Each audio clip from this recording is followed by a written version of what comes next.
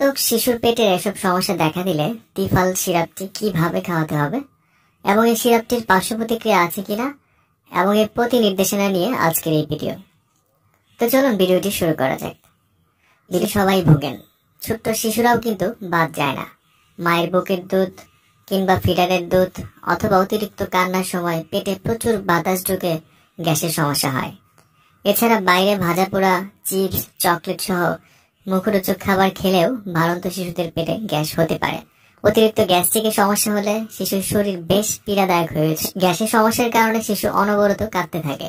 এছাড়াও অতিরিক্ত দুধ পান করলে, হরমোনজনিত সমস্যা থাকলে, কোষ্ঠকাঠিন্য থাকলে, কার্বোহাইড্রেট খাওয়া, এসব কারণেও শিশুর পেটে গ্যাস হয়। এসব লক্ষণ দেখা দিলে যে উপসর্গগুলো দেখা যায় তা হলো ঢেকুর তোলা, অস্থিরতা, পেট ফোলা, কান্না, বায়ুত্যাগ, তলপেট শক্ত হওয়া, ডায়রিয়া, বদহজম ইত্যাদি।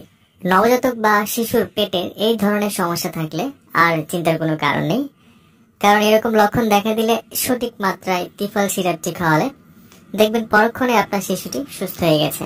তিফাল সিরাপটি বাজারে নিয়ে এসেছে ড্রাগ ইন্টারন্যাশনাল ইউনানি লিমিটেড। এটি একটি ইউনানি সিরাপ যাতে আছে গুরুত্বপূর্ণ ভেষজ উপাদান।